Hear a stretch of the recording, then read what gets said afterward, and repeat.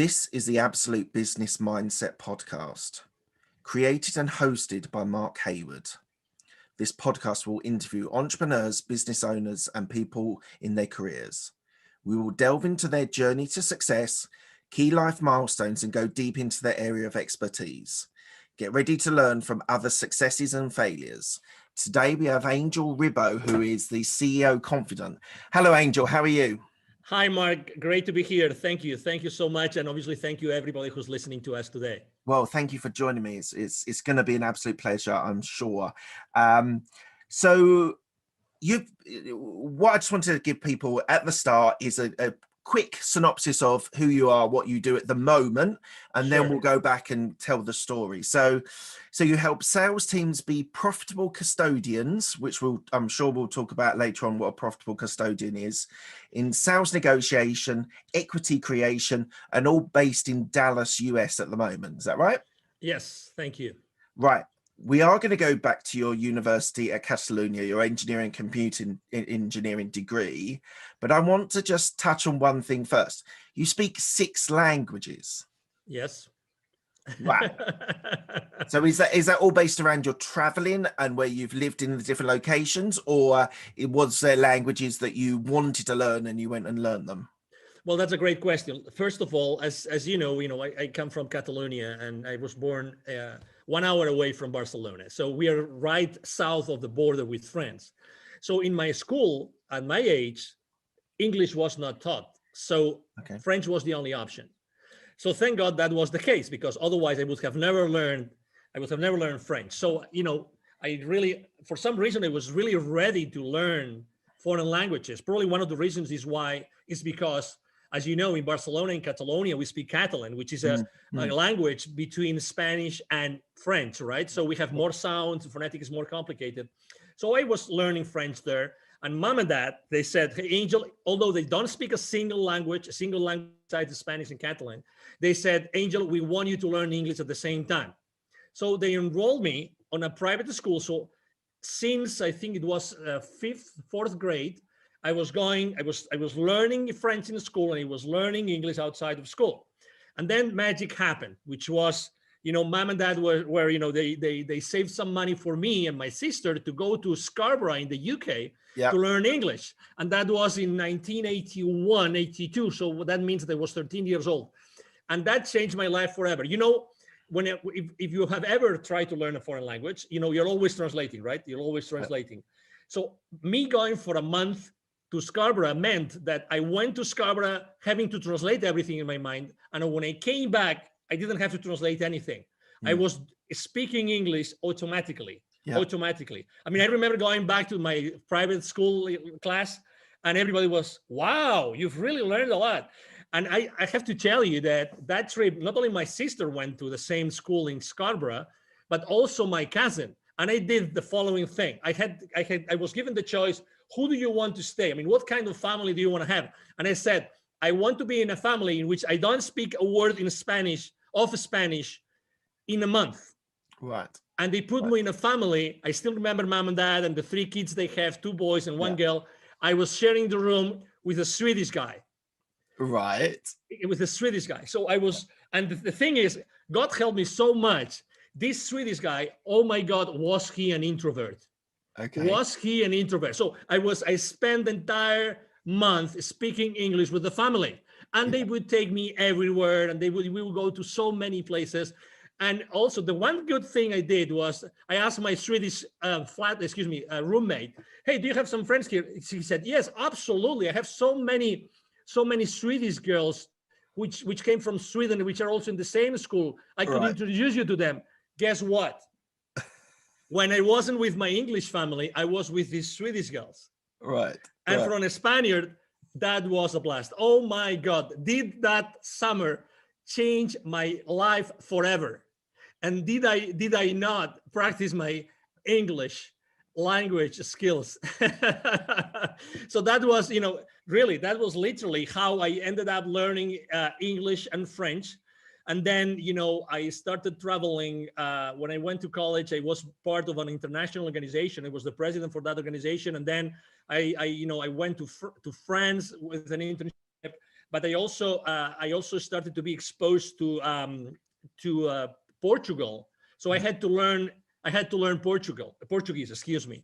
And then I learned a little bit of German because I was for 2 years, I was, dating wonderful, beautiful German girl. So I was literally visiting her, or she was visiting me almost every week. So I was going to Germany a lot. So, when you're kind of everything in your life is taking you to a place where if you just surrender to it, you keep learning and learning and learning.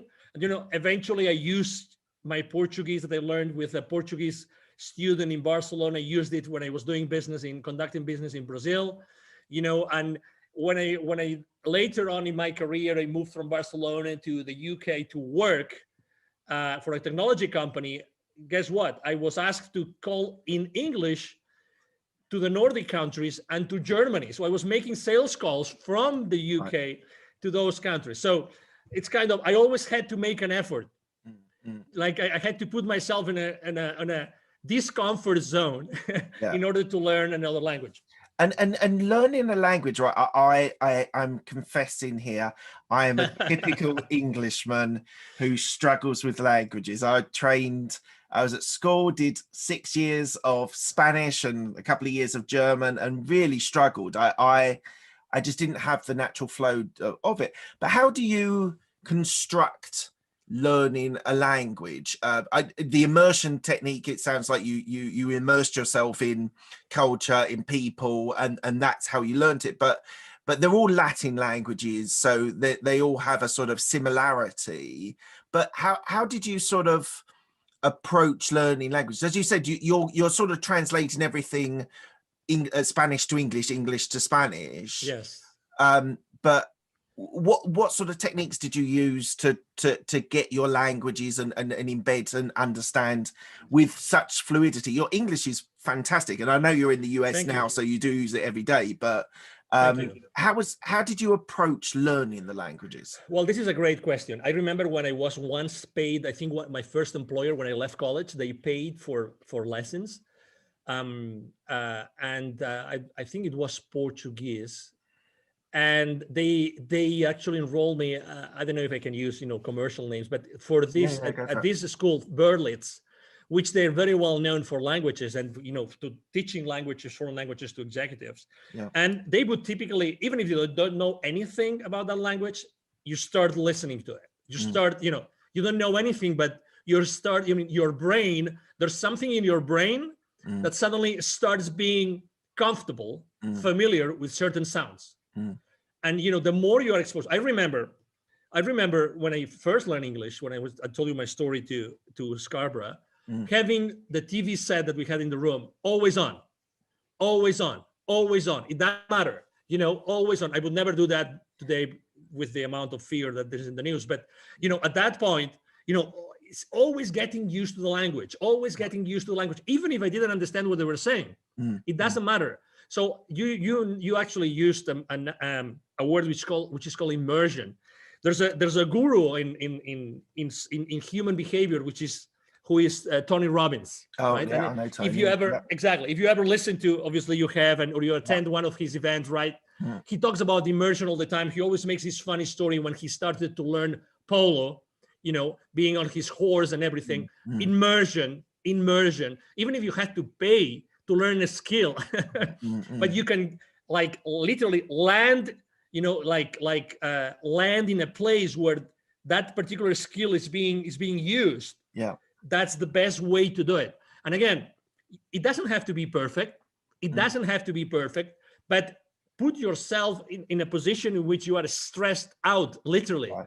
You don't feel comfortable because you don't understand anything. It doesn't matter. But your brain is starting to tune into the expressions, the phonetics.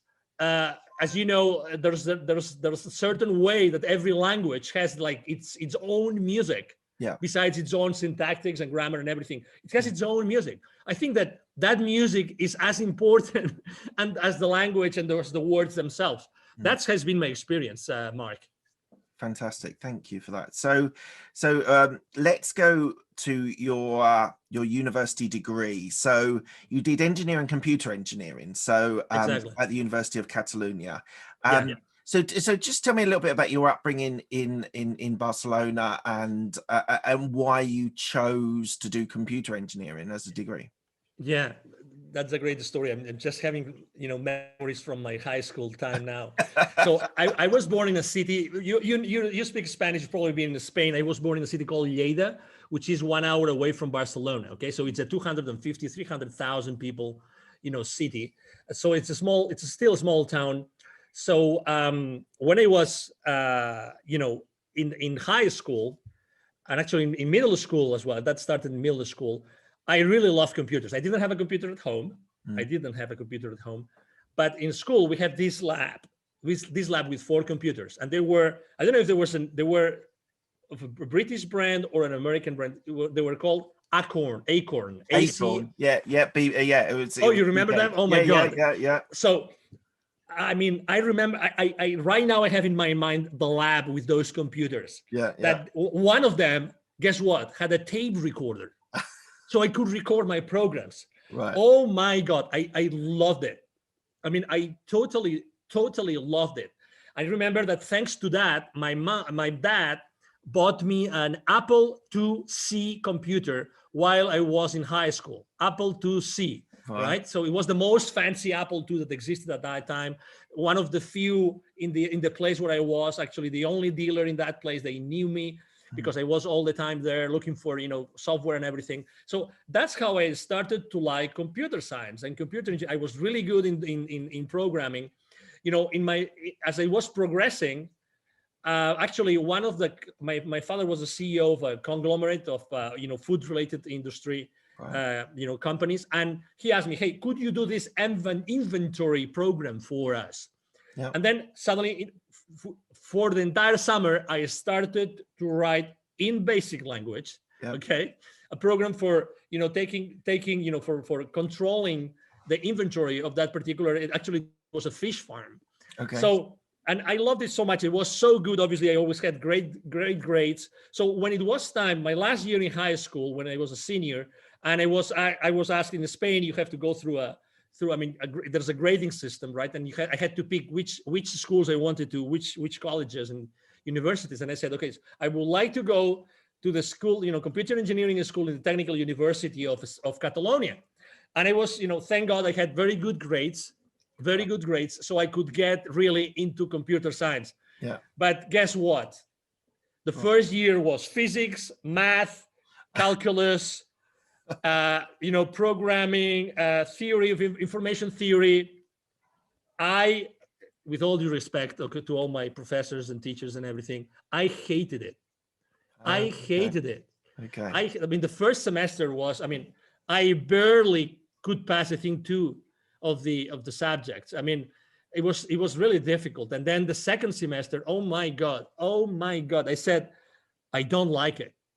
If this is computer science and computer engineering, I don't like it. I liked programming a little bit. I like the soft part of engineering of information technology, but I didn't like any of the rest.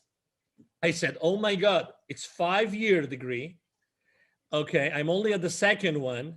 Oh my God. To be honest, I said, I don't know how am I gonna do this, but whatever. My parents are paying for this. I had to move from Lleida to Barcelona, so they were paying the rent and everything.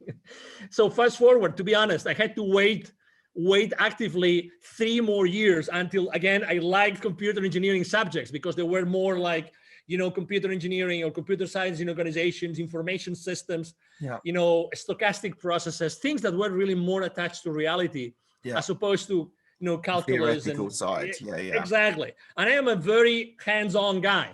I really like to be around with people, and I like to have human contact. Yeah. And I picture myself, am I going to be a computer analyst programmer the rest of my life? Oh my God, no. That's not going to be Angel Ribo at all. That's why, as you have read, that's why, really after I finished my degree, I said, I have to do something more related to business. because I think that's exactly where I could make a big Before we impact. go on your Yeah, MBA, yeah. just on the computer engineering, and it might be slightly different. I want to clarify. So we have in the UK something called computer science, Mm-hmm. and that is basically learning languages. And I'm interested. I was talking to someone, a friend of mine, who learned languages and then learned computer science, and that was like JavaScript and C# and all that sort of jazz. And he said that actually it was very easy to learn because it was just learning a new language. Did you have the same experience there as well? No. Okay. That was actually, it was called a degree when I started. It was called computer science. Right. But as all the, let's say, the names and titles changed throughout my career, actually they eventually called it computer engineering. So I Okay. started the studies, were being named like that. But as far as computer languages, no, we didn't really learn, this many of the computer language at all. I mean, I remember using, after the second semester, we did not learn any language anymore. So you didn't learn the programming. You were We building learned, the hardware, building the computers, and we learned both hardware and software. But what I'm Right. trying to say, they taught the programming, the languages that they taught us, or the programming that they taught us were language independent. Right. Okay, so it was very much on how to do things, but not specifically with a language. We were using a universal language, and then literally we were given the freedom to use the language that we wanted. It Right. could be any language.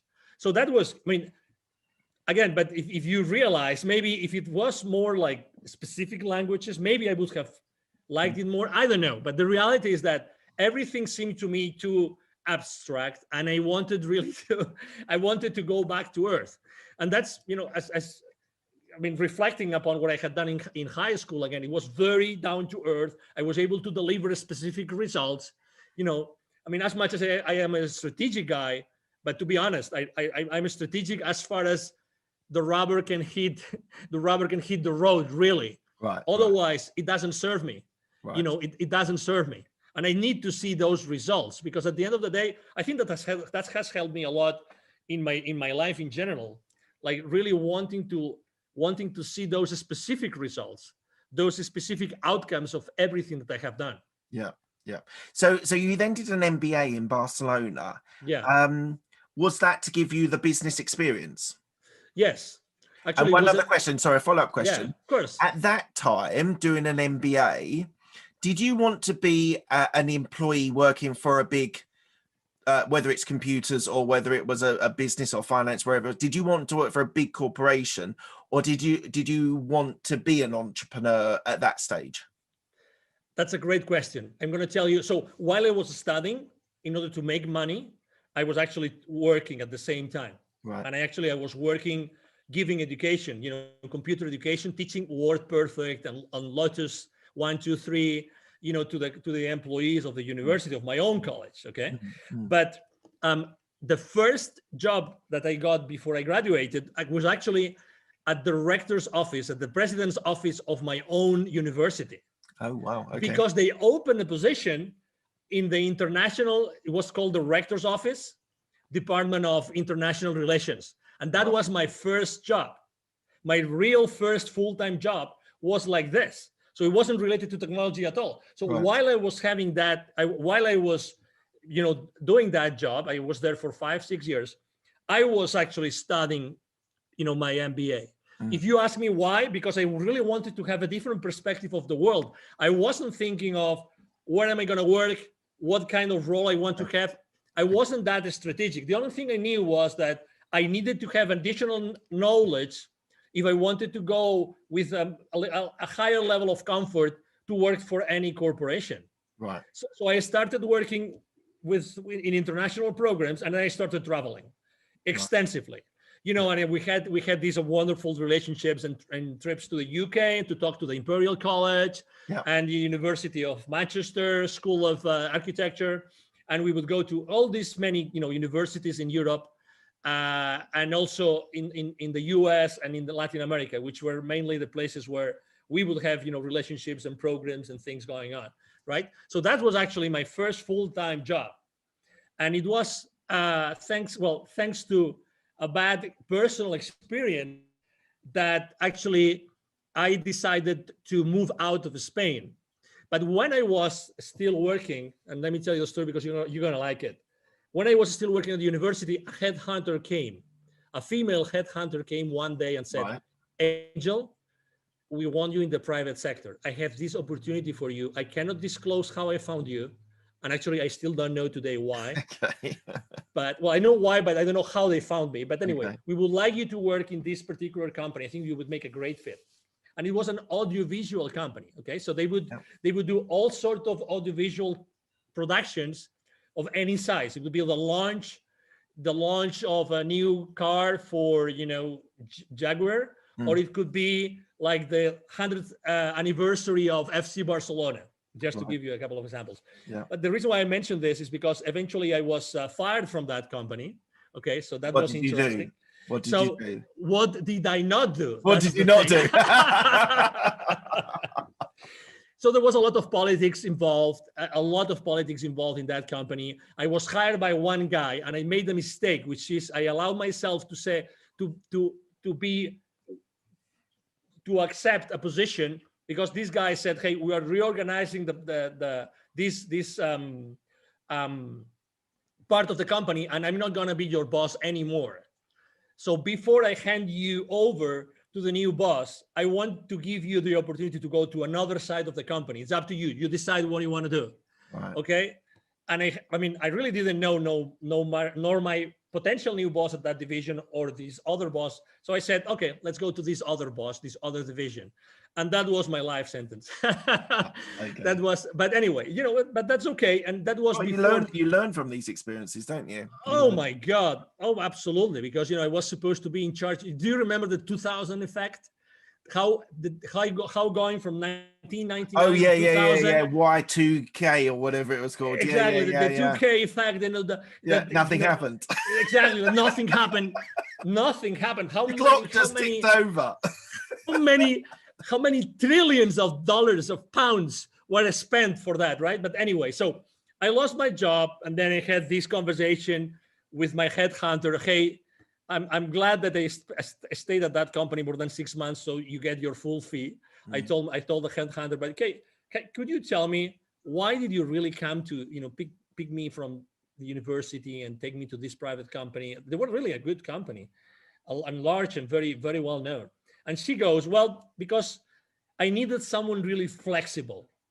Okay. I needed someone. There was something that I really liked at the interview with you, Angel, which was and she said, so if you're ready for this explanation, Mark, she said your feminine side was the part that really attracted me. And I said, what? And what did you go? What? Obviously, I've lived in so many. I'm so open to all obviously so many sexual orientations. I have friends all over the place with all orientations. So I said, what do you mean, right? Because I wanted to know. And she said, I want you to know something. And actually, it was the first time ever someone told me about this. So we all have this feminine side and this masculine side. We all have this. Like it or not, it's a reality. Yeah. And for what you stand in the world, you have this flexibility that's very difficult to find, in full-fledged masculine roles for men. And, I found this in you, and I knew that you were going to do a good job, regardless of what happened at the end. So anyway, that was my last job in Spain. And then it was when, the universe had a wonderful position for me in the UK. And that's how I. And so what did you do in the UK? Yes, I worked for my first ever American company. Right. It was a high-tech company in this technology park in Fleet. Yeah. I think is it Hampshire? Fleet. Hampshire. Yeah. I think it's Hampshire, exactly. So, and basically, I was part of the inside sales team. I started as an inside sales guy, and then inside sales team leader. And I was like basically first making phone calls, a lot of phone calls, trying to get appointments for my field reps. Right. And my field reps were in different countries, and I handed over those leads to them. And then I became a team leader. And that's what I was doing. It was my first sales role ever. And I loved it. I loved you it. enjoyed it? It's a people business, isn't it? It's a people business, yes. And we had all those call blitzes, that we had to make X number of calls, and if you reach that goal, then you had a bonus, and then you would talk to the field reps, and they were super excited that you got them this amazing sales appointment with the CEO of that corporation. That was so exciting. I really loved it. I really liked it. And then I see you moved to Mexico. Is that right? To do sales there as well? Exactly. I moved to Mexico. The company I was working with in the UK, American company. I went to a sales boot camp in Boston. They were based in Boston. And I decided to take a vacation after that boot camp in Boston. And I said, I'm going to take a vacation. I've never been in Mexico as a tourist. And then I'm going to go to Cuba. And it was while I was in Cuba, and that's the reason why I moved then to Mexico. I had my first spiritual experience ever. I mean, I was very down to earth, and I didn't know what a spiritual experience meant. So I remember reading that book while I was in Cuba. And I was reading this book. Is called The Celestine Prophecy. I don't know if you've ever heard of this book. No. The Celestine Prophecy. I recommend it to you. Okay. It's written by a guy called James Redfield. The Celestine Prophecy.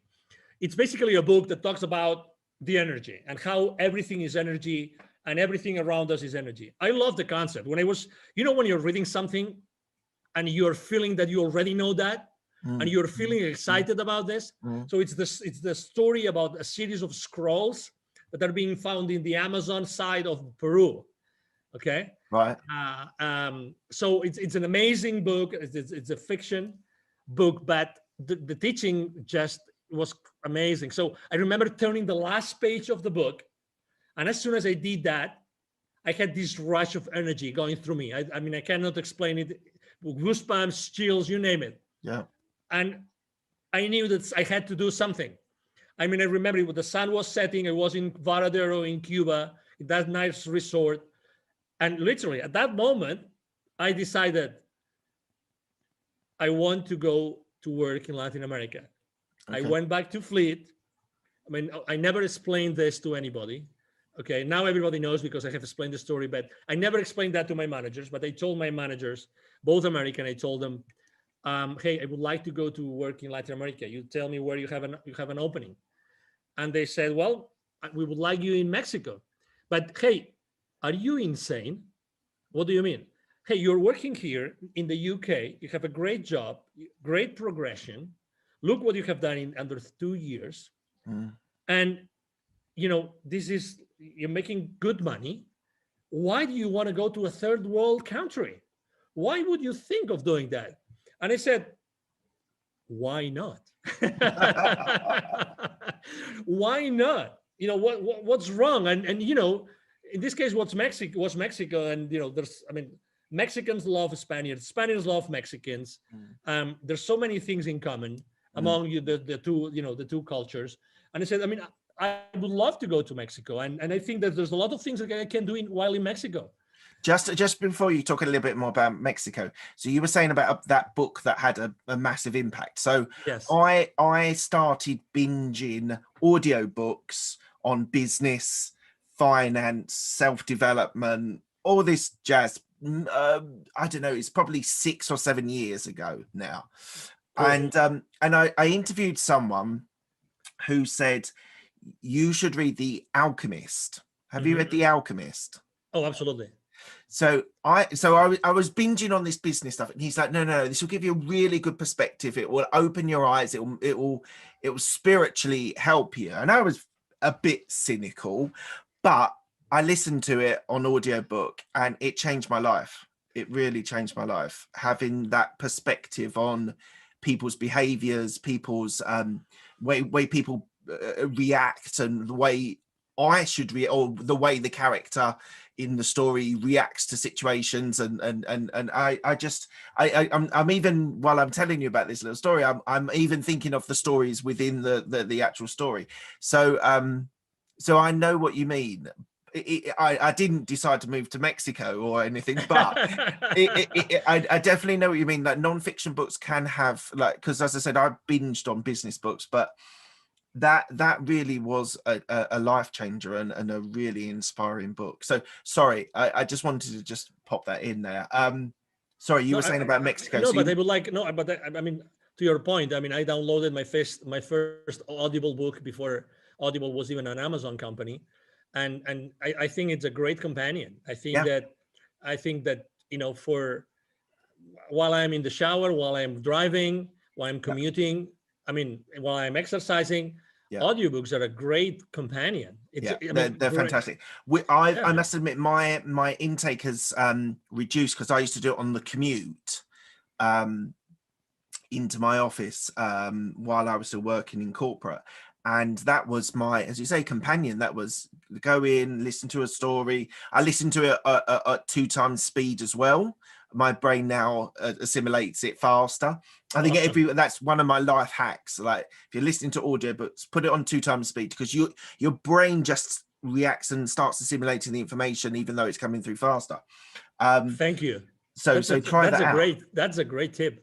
Try that out. I never thought of doing it, but that's why I never thought of doing it, because when I tried 1.5, it was so uncomfortable. No, the thing is, no, I know. You literally have to do like 2 or 3 times of trying it, and then your brain just switches, and then it goes into that level as well. Exactly. No. You just absolutely. I mean, I am a follower of a guy called Dr. Joe Dispenza. Yeah, and he talks about, he's one of the most famous neuroscientists, very, very, very respected because he's very science-based. And he talks about neuronal connections, how they are being built, how they are being, if you want to change your limiting beliefs, how do you have to replace them by others, these kind of things. But now that you said it, I immediately saw it. Yeah, exactly. That's the place. You have to be in an uncomfortable place. Yes. As many other things in life, you have to be in an uncomfortable place in order to get yourself into a completely different level. And guess what? You just said it. It's a life hack. Yeah. It's a life hack. I'm going to do this immediately. I mean, thank you. Well, don't do it until we finish the interview. Thank you. Oh, yeah. No, but I mean, just because of this is a life-changing piece of advice. Thank you, Mark. Well, no, honestly. My absolute pleasure. So let's move from Mexico. You then moved to Dallas. And I thought it was really interesting when I started reading. So was it, I don't know how to pronounce, Dassault Systems? Yes. Dassault Systems. Yes. So you moved there, and you were doing the Mexico account in the office. But you did sales and marketing. You were there 10 years. So you were there a substantial period of time. Absolutely. You did marketing and sales, account management, sales leadership. So what made, first of all, what made you move to Dallas? And then why were you compelled to stay there for such a long period? Yes.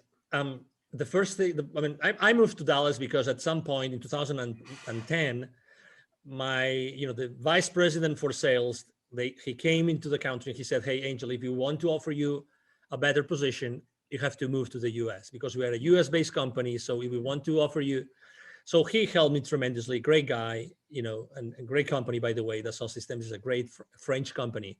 Right. So that's the reason why I moved to Dallas. Also, I was a bit reluctant in the beginning to move to the US.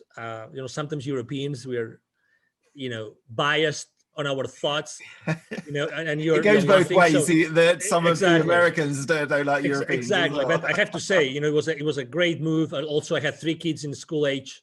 Right. So for me also, it was also a very important thing to decide if I wanted them to receive an education in Mexico or in the US. So we decided with my wife to do it. So why I stayed so many years? So I stayed so many years because of these 10 years, actually, of these 10 years, the first 8, I was working for a division called SolidWorks, very well known in the software industry, engineering, product design industry. And I really had a lot of freedom. I really developed a very strong business. I was enjoying it. I was thriving. I had a blast. I had an extraordinary team. I did great things. My work was recognized consistently in the entire corporation. So I was really having a great time, and it was really valued, and everything was, I really have to say, I was able to build a great team along to help me do that. That's the main reason. And, I've always liked traveling. So for me, being able to develop business, to close sales, to negotiate deals with people in so many countries in Latin America, that was such a blessing. Such a blessing. I was traveling all over the place, and I loved it. Some people are maybe reluctant to travel, and when they offer a position, they say it's 50% travel or 75% travel. Yeah. For me, 100% travel was amazing, right? Because that's who I am. Don't ask me why. It's just who I am. Probably because of the languages, right? Because I feel like a citizen of the world, that I can go anywhere, and I like learning. I like being exposed to new things, and that's who I was. So that's why I stayed in the company for so long. And was there a specific career development that was opened up to you? And like, not necessarily your first day, but in the first year, they said, "Look, Angel, we think you can keep progressing." Like, was it opened up to you, or did you have to fight for the progression? Like, what was? I had to fight for the progression. I suppose you were in sales, so yes, I had to fight for the progression. Again, it is what it is, and again, you always put wherever you are in your life, you have a scale, right?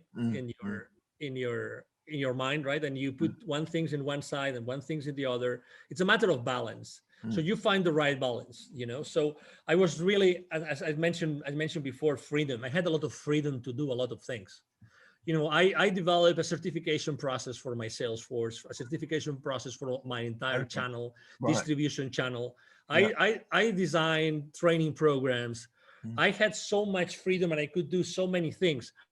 And we had no boundaries.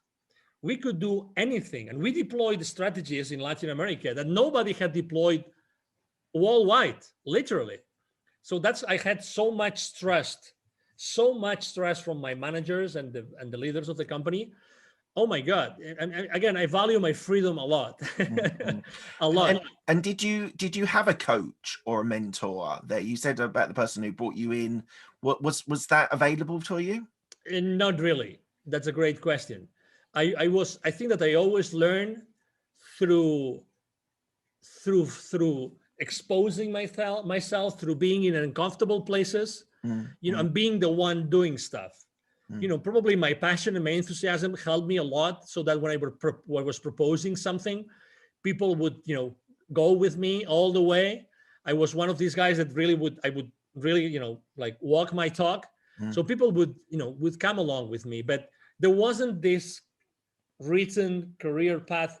I wish, because that gives you a lot of certainty. That's why, I was, people talk about the term like a corporate survivor. Yeah. In the sense that even though there was not such a career path specifically laid out for you, still I was able to thrive, and I was able to get different positions.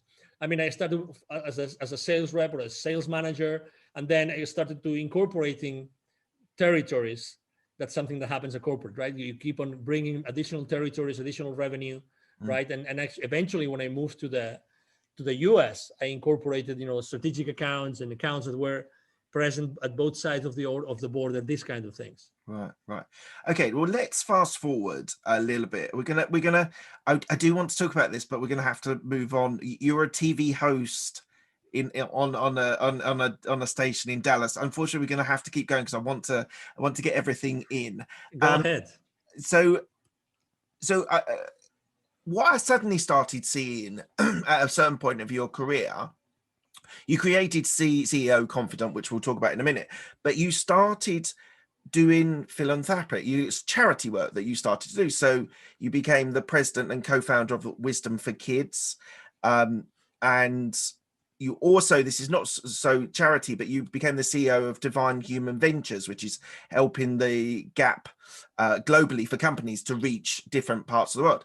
So what made you take that shift, which is beyond the sort of corporate or entrepreneurial world, into those areas as well? Well, when I have to say, I started to prepare myself before I left corporate world in 2016. I started to prepare myself, and I started going to different conferences of people that knew about things that I thought could be valuable for me. Right. They were basically, these famous online marketeers, these people that have done, online launches, Yeah. that they know everything about coaching programs, sales funnels. So I attended so many conferences during 2014, 15, and eventually 16. So, so I prepared myself for doing that. I'm telling you about this because in 2015, 1 year before I left corporate America, I had a spiritual experience. Okay, it was the month of March. I was in Mexico City. It was a Saturday morning, and I was exhausted. I used to like to say when I was in the UK, I was knackered. Okay, Yeah. exactly. That's a great expression. So because I remember that morning very well because it changed my life forever. So it was at that hotel. Typically, I would fly back to Dallas to be with my family on a Friday night, but I missed my plane. So I had to reschedule for Saturday, and I couldn't reschedule for the first flight in the morning. So I had to reschedule for the 5 p.m. flight on Saturday. So that means basically that I would spend 1 day less with my family. So I was really remorseful. I woke up. I was at that hotel. I remember exactly where I was, in which room I was, and as soon as I went into the shower and the water that Saturday morning, I had, and now I recognized it, right? Or I then recognized it. I had a full-fledged like spiritual experience. So remember that what I told you that I had in Cuba before? So that happened, but with a lot of images, a lot of flashes, and a lot of things that made me cry like a baby. So imagine myself, from the outside, you would only see an adult, a young man crying in the shower under the water. But I was having all those flashes of basically all those kids in need that I had met so many times while I was conducting business in Latin America. So picture this, right? My clients were, and that's why I call myself the CEO Confidant. My clients, while I was in Europe first and then in Latin America, my clients were always large manufacturing companies. And I was always, because of the way we were conducting business, I was always talking to the C-levels of those companies. So I was always going to close business to these top, level The executives of those manufacturing plants. But guess what? In Latin America, manufacturing plants are where? Outskirts of large cities or even rural areas. And guess what? Where is the poverty? Where is the poverty in those areas? Yeah. Exactly in those very same areas. So every time I would go to those manufacturing plants to talk to those high executives, before getting into those places, I would see so many examples of kids coming to me and saying, "Hey, sir, senor, would you buy some gum for me, some candies? Would you allow us to keep your car safe while you are inside of the plant? Or could we wash the car? Could we clean your windshield for you?" So all those images of so many examples of kids in need, this came to me so strongly while I was in the shower. And it was very clear to me after literally crying under the shower for 15 minutes. It was very clear to me that I had to do something, that experience, that incredible amount of energy going through me meant that I had to do something about it. Okay. So I remember that I was so sensitive that day. The gentleman, Mr. Martin, Mr. Martin, he was the guy that was like my driver in Mexico every time I would go to Mexico. So I remember having breakfast. He called me, "Hey, are you ready for the appointment we're gonna have this morning?" I said, "No. You're gonna have breakfast with me today." So I invited him for breakfast, and we had a breakfast together. I remember that breakfast as if it was today. I said, "Martin, we are going to cancel this call, and we're just going to talk about something that happened to me. It's going to sound crazy, but we've been together for so many years." It was 2015. Okay, so I would like to share a story with you, and that's what I would like to do for the rest of my life. And I remember even crying over breakfast as I was explaining to him what had happened, a few minutes ago before, right? And that's the reason why. That's the reason why I said, "Oh my God, I have to do something." And that's what really triggered and ignited me deciding. Actually, I decided to create Wisdom for Kids with a friend of mine and his father, three co-founders, before I even decided to leave corporate America. But it was very clear to me that I was going to be the connector of the unconnected. Right. Right. The connector of the unconnected, the connector between this top layer from a success and wealth point of view with the bottom layer. Right. And obviously, through my work for so many years, I had not only sold and developed business, but I also had trained my distribution channel, my distributors, my resellers, my business partners. I had taught them how to become, good companies, I had helped them to grow their businesses. So I was always doing this, like helping these partners of ours, grow their businesses, but also eventually the main goal of all the services I'm providing to my own clients, to those manufacturing companies, was how to accelerate the growth of their businesses. Right. So you see, there was this common denominator. So it was very clear to me that what I had to do is I had to start this nonprofit. Eventually, we called it, Wisdom for Kids. But I called it. I had to start this because I said, if I don't do it myself with these two other people, who's going to do it?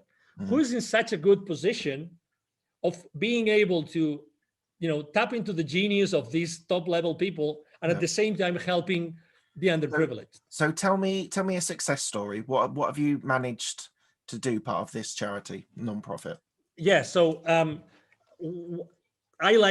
there's an area which I like to go, which is an indigenous community. I like to go to indigenous communities for many reasons. One of them is because 95% of kids in those communities are poor. Right. So when you go to those areas, the chances of making an impact increases dramatically because everybody lives under the threshold of poverty.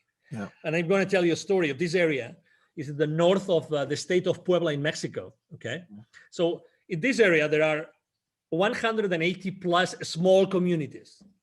Many of them speak their own languages, originally from the Aztecs, Toltecs, this kind of, originally civilizations, let's say, or cultures. So one success story I can make is in a particular area, one of those sub-communities there, when we deliver our workshops, right, what we do is we do a lot of self-esteem work. We do a lot of neuro-linguistic programming, okay? Because we want to make sure that whatever we do in that community, it's sustainable. Exactly, it's sustainable, right? So we went to that place, and we basically started talking about, hey, you have to love yourself. I mean, this is kind of the message, right? I mean, we don't teach it like this. There's no whiteboard. We jump, we sing, we dance, all sorts of crazy things that you can imagine we do with the kids. Why? Because we connect with them, again, at an energy level. Yeah. We raise the energy of that place wherever we conduct our workshops. And that's the main goal. The main goal is we connect with them at such an energy level that, like, the most amazing part of the workshop, which is a 20-minute meditation, has the most impact. So for 1 hour and 40 minutes, we are preparing our kids for the most important part of the workshop, which is the meditation. Right. I mean, you have to think that we spent 2 years preparing the workshop. We had 2 PhD students preparing the workshop with us. Right. All right. So there's these 2 kids, which were brothers, which had different grades. One was second grade and the other one was third grade. And the story, the success story is because, we always say that we help underprivileged kids in Latin America become entrepreneurs using their local resources. We don't want them to go somewhere else to be successful. Yeah. We want them to become aware of the wealth and the resources which is around them. Yeah. Okay, so we told them, hey, okay, so what do you think you have here that people might like, right? And we started having that conversation, right? So we brought the mom of these two kids. Okay, we brought them and we say, okay, so what do you think we could do? And one of these kids really was very good with what he was doing with his hands, right? And we said, why don't you start making, and it's a very simple thing, but bracelets with stones that you were able to find here. Yeah. Actually, and they said, wow, that sounds really interesting. So we sat down with them, we sat down with the mom, and we made sure that they were going to, we were going to have a continuation, because the challenge there is not passing on the how to do something, it's to do it. It's actually to take action. Remember, it's not. There's one mantra that I always share with my business, with my clients, which is take imperfect action now. Yeah. That's my mantra. Take imperfect action now. So we sat down with them, and that was at the end of 2019, and we said, okay, so this is what we're gonna do. So we make sure that our local teams. We always have local teams. We develop local teams when we go to a community. They're gonna make sure that you guys are gonna be following through. Okay, so our volunteers locally, have been talking to this mom and to these kids, and I know for a fact that these kids have been, selling those bracelets to the local community. In this area, actually, there's a former Toltec pyramid compound. So it's a very highly charged, again, energy place. It's a magic place. So they already have a place where tourists go, so they can sell those bracelets already to the local community. And after that, there's going to be many things that are going to happen. I mean, obviously, unfortunately, the world closed down, unfortunately, in 2020. But we're talking about incorporating other nature elements of nature into their bracelets, and obviously writing a story about that. We are very cautious about keeping the identity of those kids safe. We don't carry a single list. There's no list. I mean, of those 1,000 kids more plus that we have helped, we don't carry any single registry. We don't want anybody to hack into our information and use it inappropriately. We're very, very cautious about that. I think that privacy and confidentiality is extremely important today, and we want to keep those communities safe. So that's a great example. That's a very good example of a success story. That's fantastic, and all power to you. I think it's a wonderful idea. And what's so great about it for me is that you're inspiring children to perhaps be entrepreneurs, but in their community, in their country. They don't feel they have to go to America or go to the cities. They can develop within the local community, which I think is wonderful. I want to ask you a question which I don't often ask, but I'm intrigued. So you've described yourself as a global citizen. You travel all around the world. You are you speak many languages, and a lot of your time is traveling. And you mentioned a little bit earlier on about having 3 kids. So how do you balance being a global citizen and also being a parent of 3 kids? That's a great question. And let me make a confession. I think that once my wife gave an interview to someone and she said it, so that's why I'm going to say it. Okay. At some point in time, I think it was in 2008, so 2 years before we left for the US, actually, and she didn't tell me actually until 3 years later.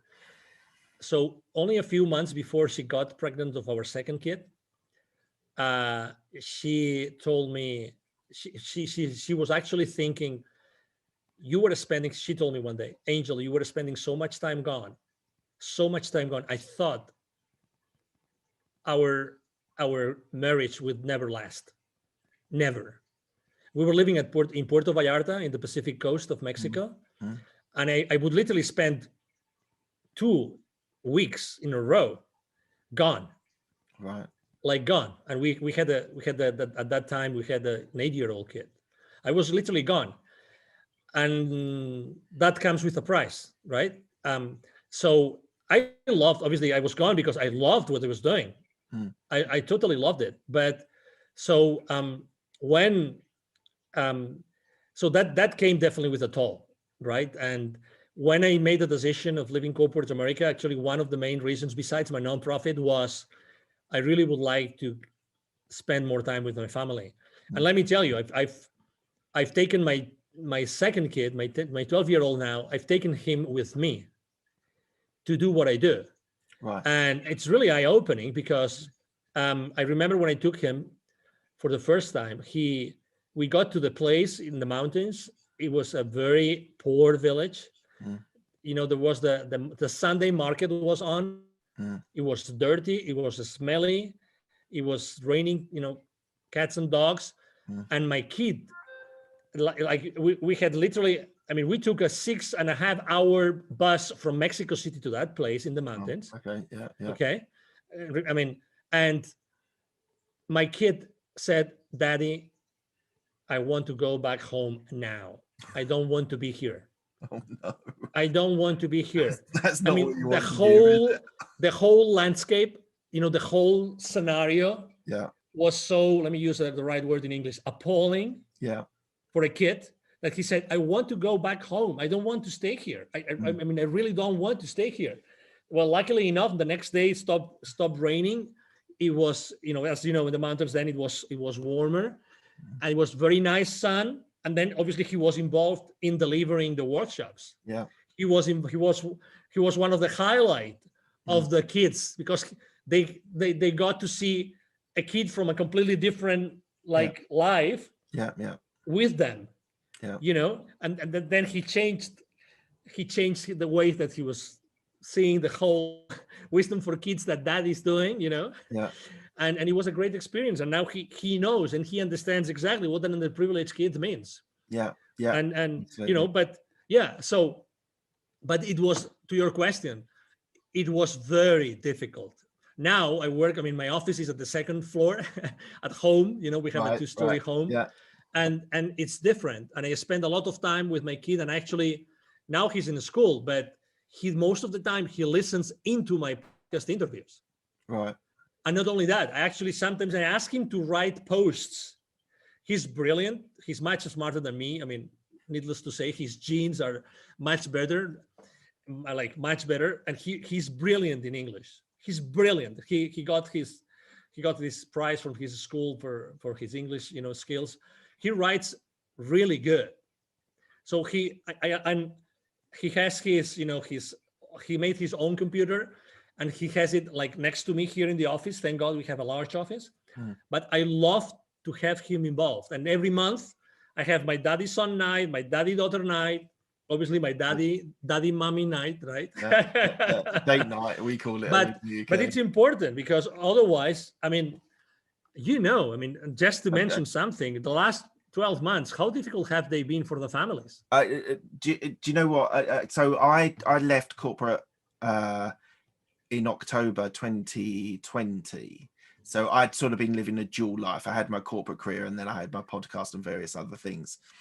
And I was sort of leaving the house at 6:30, 7 o'clock in the morning, coming back. I had US clients, so I was coming back 8:30, rarely seeing them in the day.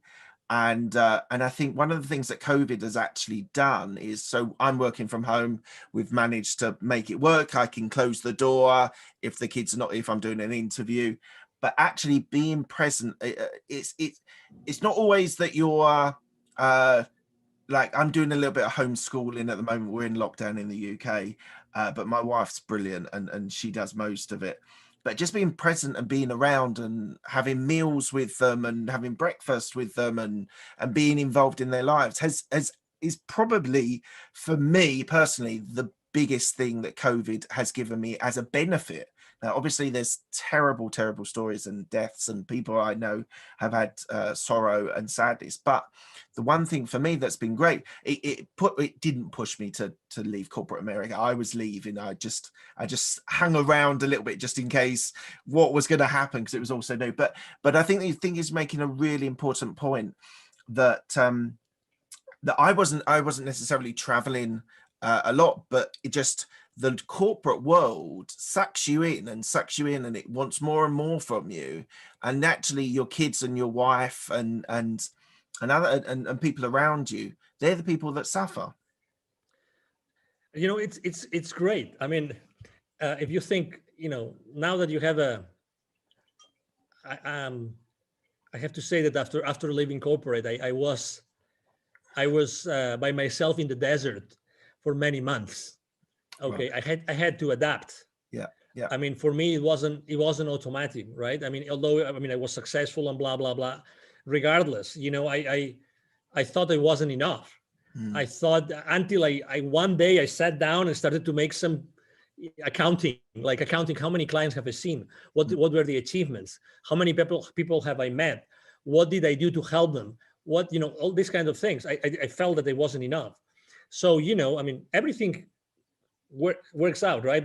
Yeah. It's true that when you work in this large structure of a large corporation, you give so much away, Yeah. so much. I mean, and you typically never feel fulfilled. You typically always feel that 100%. it's not enough. You Yeah. have to, you have to give enough. You have to give more. You have to give more. You have to give more. And there's never, one of the things that I will change if I was going back is the vacations. When I Right. would take a vacation, I always have had my mind still in my job. Mm. Always. Mm. I remember one time I said, okay, I'm going to go really far. Like I'm going to travel, not to Europe, but I'm going to travel to Hawaii because they are in the middle of the ocean. Yeah. And I will not have to talk to any of my resellers, any of my salespeople, nobody. I'm going to be there 3 weeks. I remember as if it was today. I couldn't do it. So I was a corporate animal. Yeah. Mark. Yeah. Like, you know what I mean? I was like completely embedded Yeah. into that work. So was I. And I didn't feel that it was wrong. I feel that that's what I have to do. I'm responsible for my business. Yeah. I'm responsible for my coworkers, for my, direct reports. I'm responsible for that revenue. And if I don't do it, I am not ethically and morally, I'm not doing the right thing. And it is so wrong. It is so wrong because you give away the most precious time of your life. Absolutely. Right. Let's talk on some more cheery things. So your entrepreneurial experience is all based around the CEO Confidant. So, so it's about sales accountability. One of the things that I want you to talk about is a profitable custodian. Yeah. Now, this was a phrase which I've never seen. Now, I've interviewed probably 80 odd people, maybe. Yeah, about 80. And I've spoken to salespeople, people that started in sales. And so what is a profitable custodian? Yeah, so this is that term that we developed together with one of my business partners. Okay, so his name is Neville Joffe. He's an executive educator. So one of the things that we tend to think as entrepreneurs is that we have to do it all ourselves, and that's so bad. So bad. I think that we have never been taught to really collaborate and establish strong business partnerships. So that is exactly what I did with this gentleman. So one day we were having a conversation and we were talking about this term and of the employees being the custodians of the company's profits. And I said, hey, we have something here. What if we start, if the main goal, the ultimate purpose of any company is to produce sustainable profits and cash flow for their shareholders, for the equity holders of those corporations, if that's the main goal, and what we are doing here is to remind everybody of the financial implications of the business decisions, then every single employee is the custodian of their company's profits. Right. And you were in corporate, I was in corporate. Seriously, how many real conversations, in-depth conversations did you have with any of your clients or business partners while in corporate about financial statements, about balance sheet, about P&L, many, but how comfortable did you feel? That's a different question. Yeah. How comfortable did you feel? Even if I went through a MBA, I really didn't feel. So when I was talking to Neville Joffe, we realized that, and he told me, because he had surveyed so many people, that we are never trained at corporate to be aware of the financial implications of every single decision that we make. Yeah. It can be a discount, it can be a new product, anything that we do at corporate, So then we came up with this concept, which is profitability custodians. I ran to GoDaddy. I protected literally, I did that day. When you have one of these amazing ideas. Yeah. I went to GoDaddy. I booked the domain profitability custodians, and then we started using it. And it's because it's the reality. We are really not aware, even at the personal level. I mean, how many families have a balance sheet of their own home, of their family? How many have a P&L? Do you know the financial implications of a decision? Well, roughly. The answer is roughly, right? Yeah. Do you know something that was a game changer for me? You were talking about books earlier on. Yeah. Remy Sethi, who wrote a book called Make You Rich or something, and it was a game changer again for me, because it started talking about, on a personal finance point of view, having different accounts for different things. So we had a Christmas account that we were putting money in every month, and that when Christmas came around, when you buy stupid amounts of presents for your kids and things like that, we had a fund for it, and we didn't even spend all the money that was available. So now that's rolled on to birthday funds when we want to buy the kids birthdays, and I've managed to be able to separate. So I now put every month a little bit away for tax, a little bit into this fund. My business account, I always keep a slash fund available, especially on my properties or real estate, if there's a boiler going or whatever, something like that. So that was really a game changer for me, to actually, instead of just having one account and so many things dipping in and dipping out, and you can never control what's coming in and what's going out, you just never have a concept of it. So it sounds to me that you're sort of giving that sort of responsibility to the people you're training as well. Exactly. So what we do is we actually start from the personal financial statements of every single employee.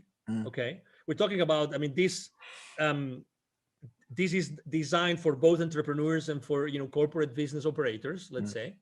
So we started from the financial statements, of personal financial statements of everybody who is being trained, because it's from there, it's from that position where everybody acknowledges what we're talking about, that we then go to corporate finances. And again, it's the same thing. Wherever you are in the corporate arena, wherever you are in the corporate world, whatever the place in that matrix of your company is that you are, every single decision that you make has a financial implication. Yeah. So basically that means that every time you make a decision, you're actually signing a check. But the CFO doesn't know, but you're actually signing a check. Yeah.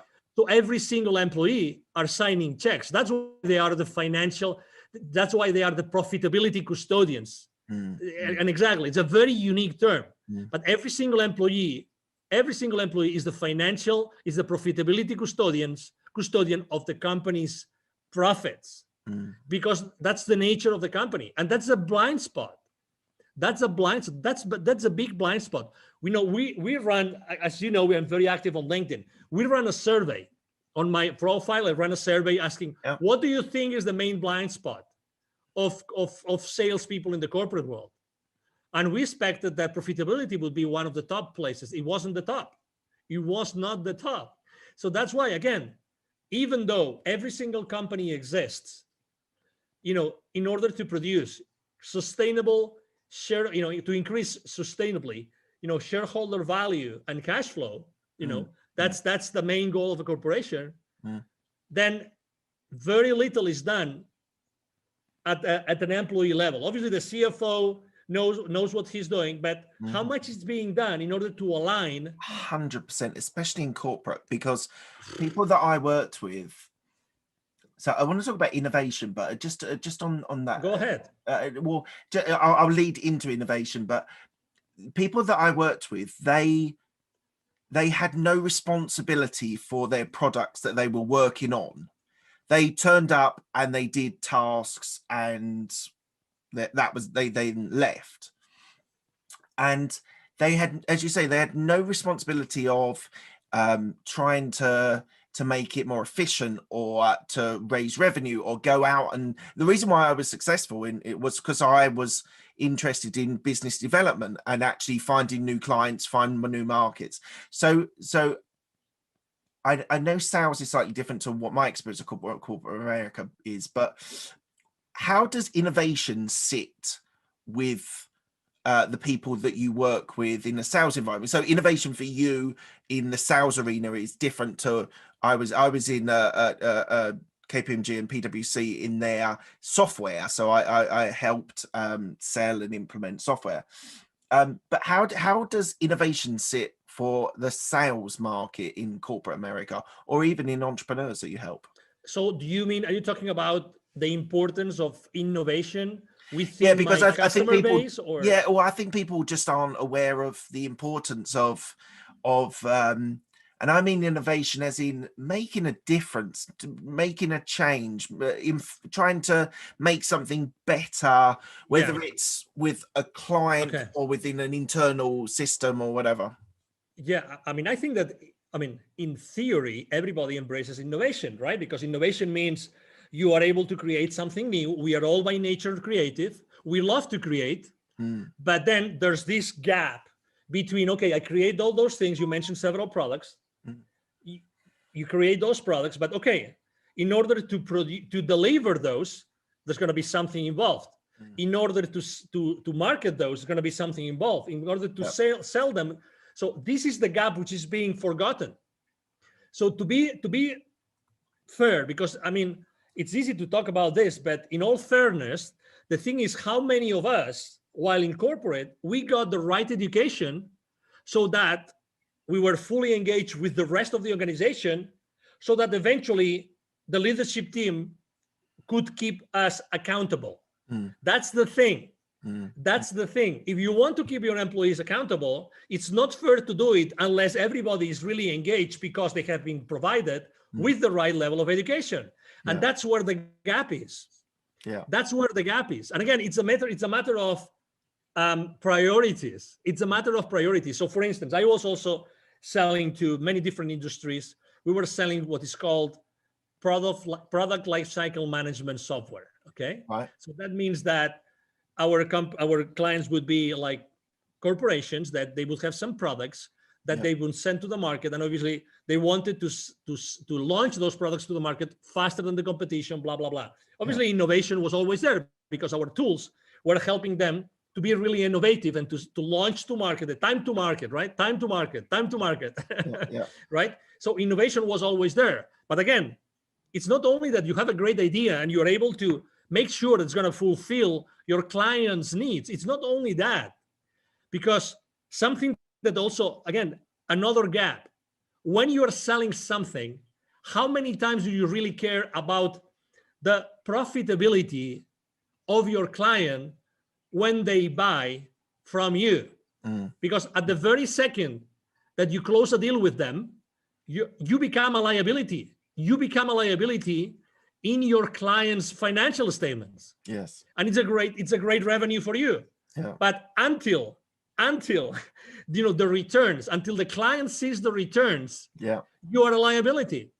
You tell me, as a salesperson, how many times you have the tough love conversation, the tough conversation with your client, in which you say, okay, but I'm only going to sell to you unless we really have a tough conversation about how that is going to help you increase your profitability. Nobody does it. Nobody does it. Because why? Because it's a tough conversation. It's like, when you're dating this girl that you really wanted to date, like you were like dying to date with that girl, and then you immediately, for some reason, something changes and she says yes, and it's your first opportunity. Are you going to go raw the first day? Are you going to tell her everything? Not the first day, not even the first month, not even the first year, because she's the lady of your dreams, right? Mm-hmm. So it's the same thing.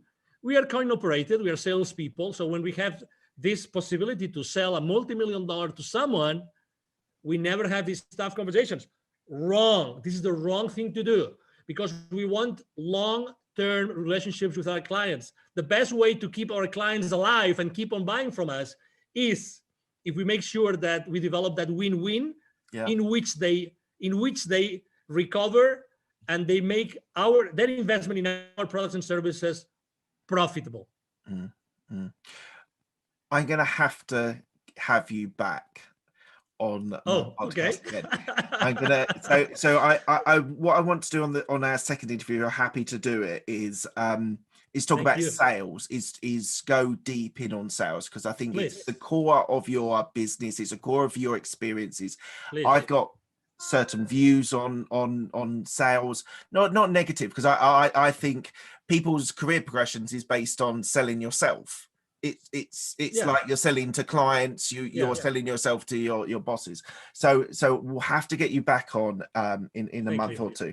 Right, we're coming to the end of the interview. I asked my guests 6 same questions. They're quick fire questions. They don't need quick fire answers, depending on how you want to respond to them. First question is, what's the best decision that you made? Have kids. What's the best piece of advice you were given? Be open to what the universe has to tell you.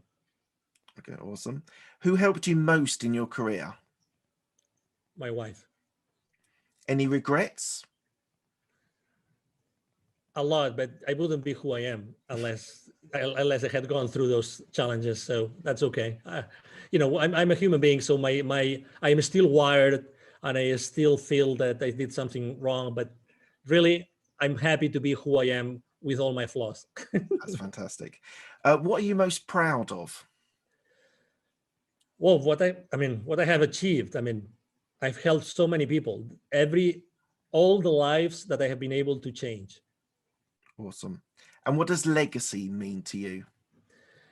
Well, legacy means all those things that the people that have been able to impact, to your previous question, all those memories, all those examples that I was able to give to all these people, the people that I was able to lead throughout my life. And that includes obviously my wife and my kids. Fantastic. Thank you very much. Where can people find you? Thank you. Yeah, very easy. Go to LinkedIn, Angel Ribo, the CEO Confidant, or send me an email. Ribo is spelled like R-I-B as in boy O. So my email address is angel, as in heaven, angel@angelribo.com. And I have to tell you, or myself or someone in my team will be, kind enough to respond to your message. So don't hesitate to write to me. That's fantastic. Thank you very much, Angel. It's been an absolute pleasure. Thank you. The pleasure has been mine. And obviously, thank you very much to the audience who has been listening to us today.